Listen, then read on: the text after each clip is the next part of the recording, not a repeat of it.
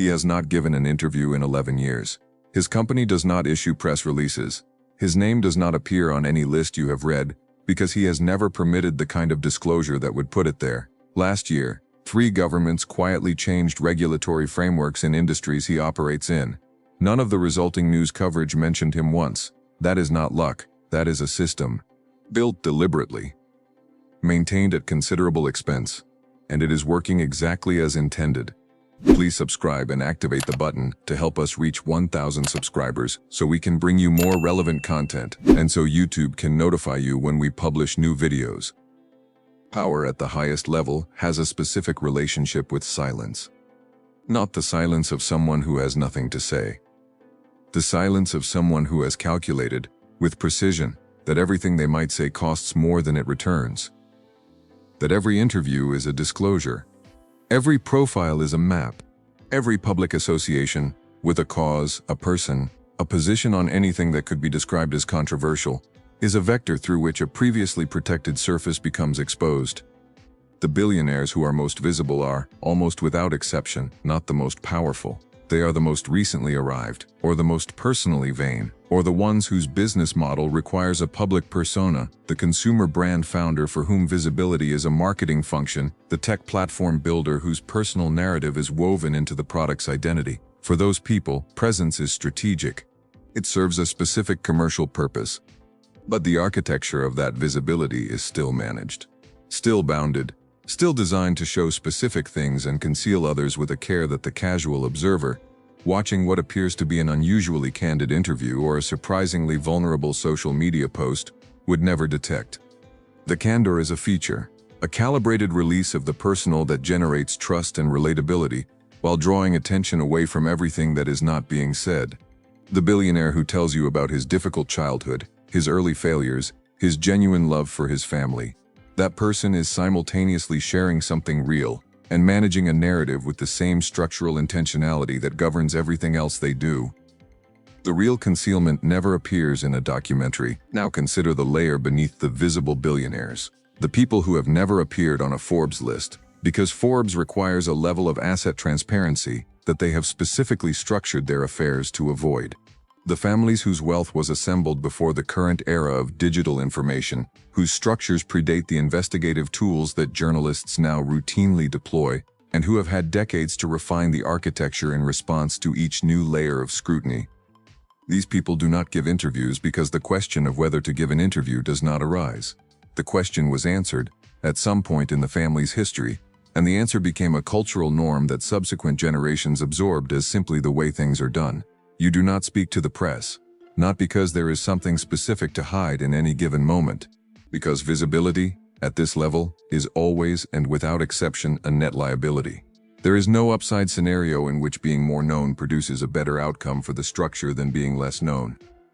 That calculation does not apply to ego or to business development or to the cultivation of political relationships, all of which can be pursued through private channels that generate no public record. It applies to the general population, to the vast majority of people in the world whose knowledge of your existence is either non-existent or incorrect.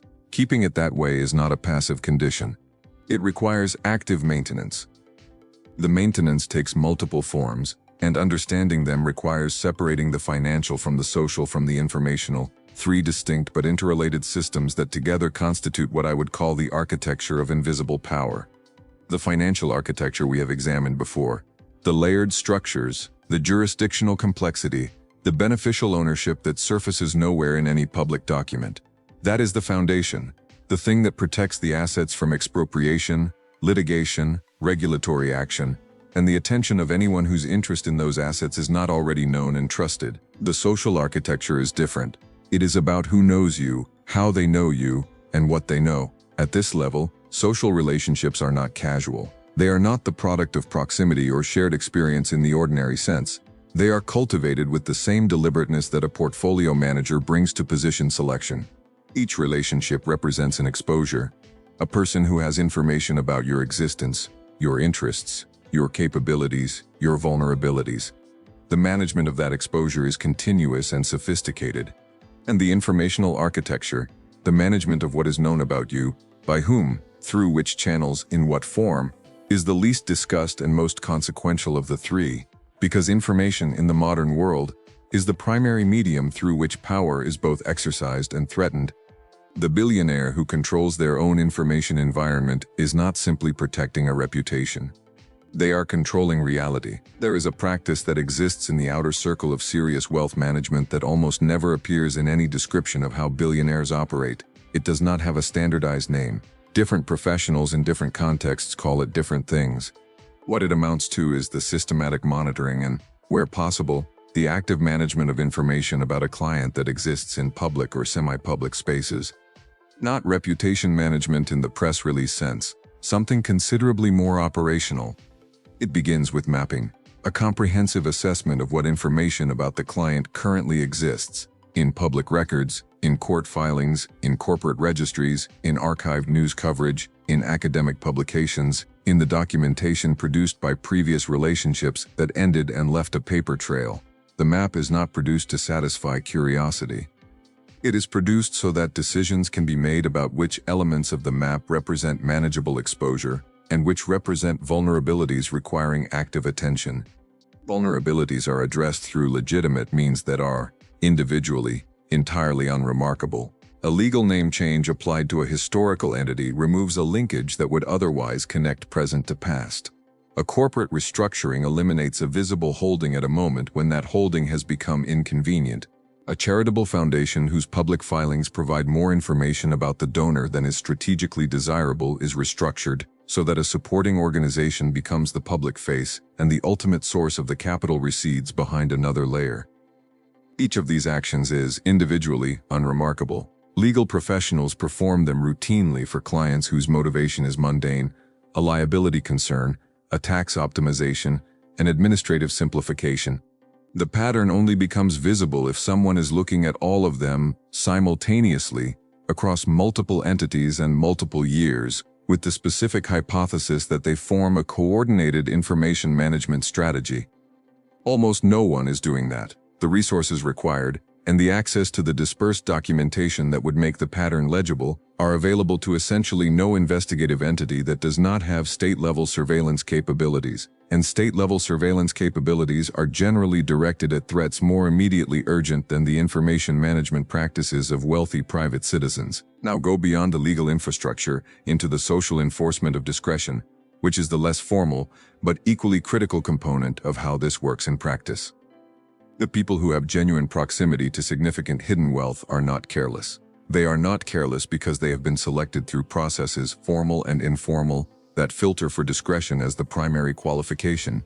The advisor, the estate manager, the domestic staff in the principal residences, the pilots and crew of the private aviation assets, the security personnel, all of these people carry knowledge that, if disclosed, would be worth something to journalists, to hostile litigants, to regulatory investigators, to the full range of parties whose interests are adverse to the principal. The management of that knowledge is achieved partly through legal instruments, confidentiality agreements, non-disclosure provisions that are drafted with unusual care and unusual scope, and partly through something less codifiable, through the cultivation of a culture of loyalty in which discretion is the primary expression of professional identity, through compensation structures that make the relationship worth maintaining, through the quiet but thoroughly understood implication that a breach would end not just the current employment but the access to the network that the employment represents. People who work at this level, close to serious money, understand that their professional value is inseparable from their demonstrated trustworthiness. One leak, not a large leak, not a devastating revelation, simply a piece of information shared with someone it should not have reached, can end a career in this world permanently, not through formal action, through the invisible contraction of the network. The calls that are not returned, the introductions that are not made, the quiet communication, through channels that leave no record, that this person is no longer reliable. That system of social enforcement is more effective than any non-disclosure agreement. NDAs are litigated. Reputations among people who matter to your livelihood are simply revised and never restored. The result is a working environment in which the principal's private information is held by dozens of people and effectively protected not through law but through aligned self-interest. Everyone in the circle understands, without being told explicitly, that their position depends on the circle's integrity. The circle polices itself. And here is the strategic reality that this produces. The billionaire at the center of this architecture is not isolated. They are extraordinarily connected to advisors, to counterparts, to information flows, to the full range of relationships that their position enables. But they are connected on their own terms. The connection is one-directional in terms of information flow they receive. They rarely transmit anything that they have not decided to transmit. In a world where information is power, that asymmetry is power, markets move on information. That is the foundational premise of financial theory and the operational reality of anyone who has ever traded with an advantage they did not want examined. The relationship between hidden wealth and market influence is not primarily about illegal insider trading, though that exists at this level in forms that are rarely prosecuted because they are rarely documented. It is about something more structural and considerably harder to address through enforcement. The advantage that comes from being positioned, through legitimate relationships and disclosed holdings, at enough intersections in enough systems that significant information reaches you as a matter of course. The board director who sits on 3 boards in adjacent industries does not need to make a single illegal communication to possess an informational advantage over every other participant in those industries' securities. The pattern of what is discussed, the texture of the concerns raised, the specific language used to describe a challenge that is being actively managed, all of this arrives through entirely legitimate channels, in rooms where the director has every right to be present, and builds a picture of reality that no analyst working from public filings can replicate. This is the information asymmetry that serious wealth generates and then compounds. Each additional relationship, each additional board seat, each additional investment that creates a legitimate information conduit adds another node to the network. The network becomes, over time, a real-time map of the economy's actual condition, not the condition described in official statistics and quarterly reports, but the condition known to the people actively managing the largest organizations within it. Access to that map is worth more than almost any specific security position. It allows decisions to be made earlier, with more confidence, at lower cost, than any amount of analytical sophistication applied to public information could produce. And it is entirely legal, because the information arrived through relationships rather than through breaches, and the relationships are legitimate, and the boundaries between what may be acted upon and what may not are managed by professionals who have spent careers learning exactly where those boundaries are. Beyond markets, the influence extends into the political systems that regulate them. This is the dimension that generates the most heat in public discourse and the least actual analysis, because the loudest conversation about billionaire political influence focuses on campaign donations, which are disclosed, regulated, and ultimately limited in ways that constrain their direct utility. The more consequential influence operates through channels that are simultaneously more powerful and more invisible. The regulatory official who, upon leaving government service, joins the board of an entity in the industry they previously regulated, that person carries knowledge and relationships whose value to their new employer is not captured in any disclosure.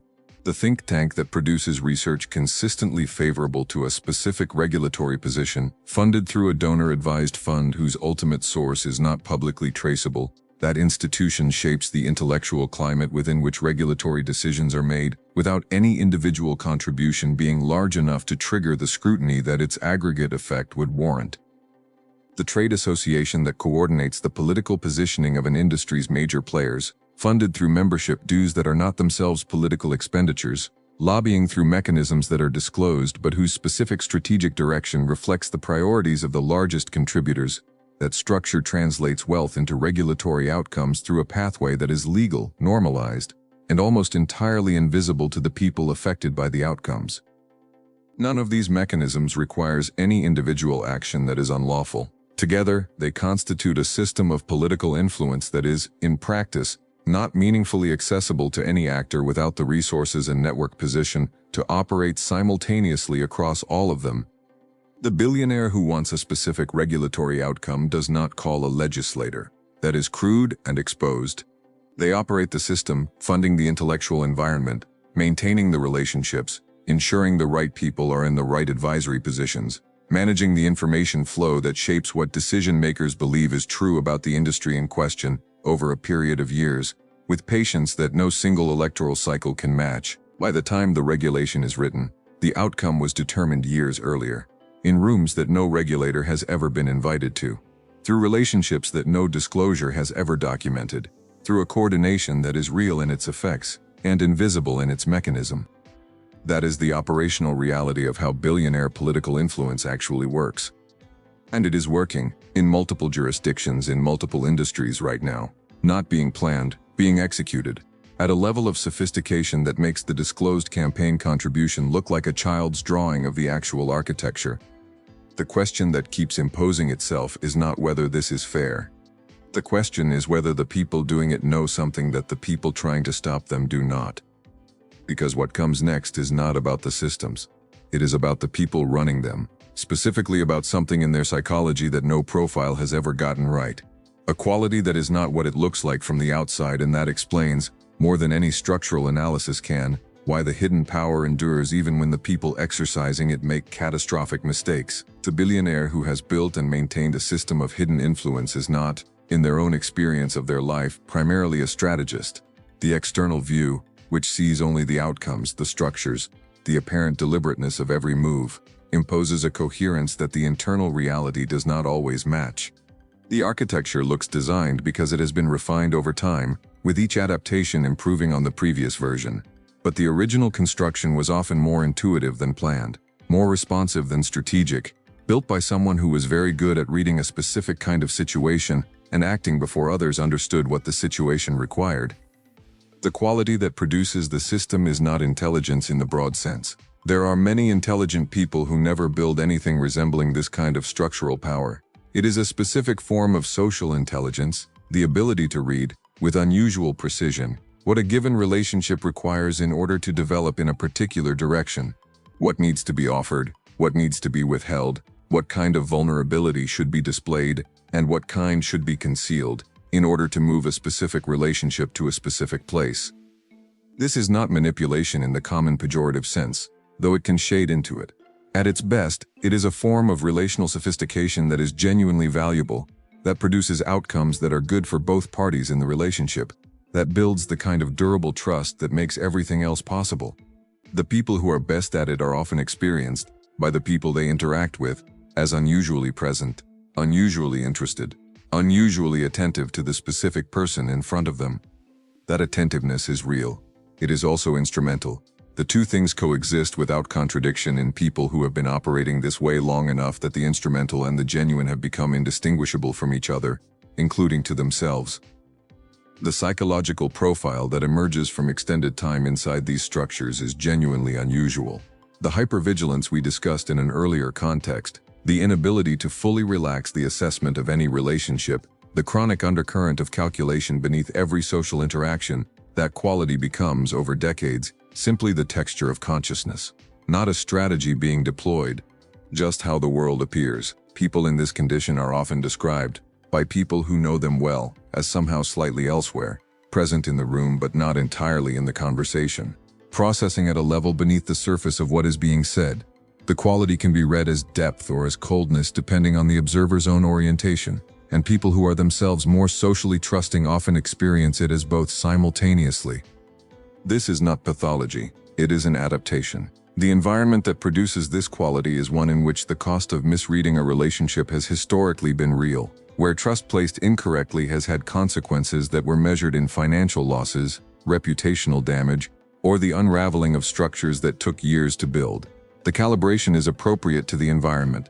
The person became what their context required. Now here is the part that the reverent profiles of billionaire genius consistently miss. The same quality that builds the system also isolates the person inside it. Not from relationships, the billionaire at the center of an invisible power architecture has more relationships, of more strategic significance, than almost any human being who has ever lived. But from the specific kind of relationship that is not useful, that exists without calculation, that requires no management and offers no strategic value, and is pursued simply because the other person is interesting or funny or kind or any of the qualities that motivate most human connection most of the time.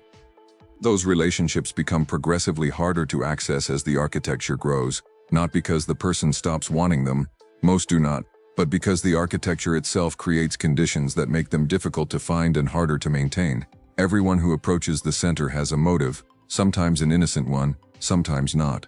But the assessment is automatic. The calculation runs before the person has consciously decided to calculate. And by the time the assessment concludes that the approaching person might be genuinely without agenda, might be simply a person worth knowing for no strategic reason, the interaction has already been shaped by an evaluative process that the other person, if they could observe it, might reasonably experience as cold. The hidden power is real, the cost of maintaining it is real, and the two facts exist in the same person simultaneously, without resolution, for as long as the person holds the position. That is not a complaint. It is a description. The people who have made this trade understand what they traded. Most of them made it again. The question of succession is where everything becomes honest. Not the legal succession, the transfer of assets, the trust distributions, the corporate governance transitions that advisors spend years preparing. The human succession, the question of whether the person who comes next has the specific combination of qualities that the position requires, whether they understand, at the necessary depth, what they are inheriting, whether they want it in the way that wanting it requires, not with the enthusiasm of someone receiving a gift, but with the sober acceptance of someone taking on a responsibility whose full weight they have had the opportunity to assess in advance. The families that have held hidden power across multiple generations have all developed their own answers to this question. Some formalize the preparation, deliberate exposure of the next generation to the structure's full complexity, beginning at an early age, gradual transfer of specific responsibilities, relationships cultivated between the successor and the key professionals whose continuity is essential to the structure's function. Others take a more Darwinian approach, position multiple candidates, observe how they perform under conditions of genuine pressure, make the selection based on demonstrated capacity rather than birth order or personal preference. Both approaches fail at a predictable rate, because the quality being selected for, the specific combination of relational intelligence, long-term orientation, tolerance for the particular forms of isolation that the position produces, and genuine commitment to the structure's continuity over individual gratification, that combination cannot be reliably produced by any educational or developmental program. It emerges from a person's character, and character, across every attempt to engineer it deliberately, remains stubbornly its own. The dynasties that have ended did not end because the structures failed. The structures are robust. They ended because the people did. A generation that received the architecture without internalizing its purpose, that experienced the wealth without absorbing the obligation, that made decisions that felt, in the moment, like personal choices, and that were, in the structure's longer time frame, exited from the position that no subsequent correction could fully reverse. The exit is never announced. It does not look like failure from the outside. It looks like a family spending more freely, associating more publicly, taking positions that previous generations would have regarded as unnecessary exposures. The signal that the culture has broken down is not a scandal. It is a visibility that was never there before, a presence in rooms that the previous generation would not have entered, a name in publications that the family had spent decades keeping itself out of. By the time the visibility is obvious, the structural deterioration is already advanced. The most important relationships have begun to recalibrate toward families who are still playing the long game. The advisors whose institutional memory is most essential have begun to quietly assess their succession plans in a different light. The architecture is still standing, but the person at its center has, without fully understanding the transaction they entered into, begun to spend the equity that was left to them.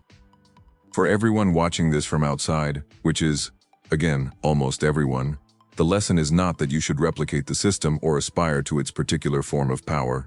The system has a specific cost that its external presentation systematically conceals. The people inside it are not happier than the people outside it.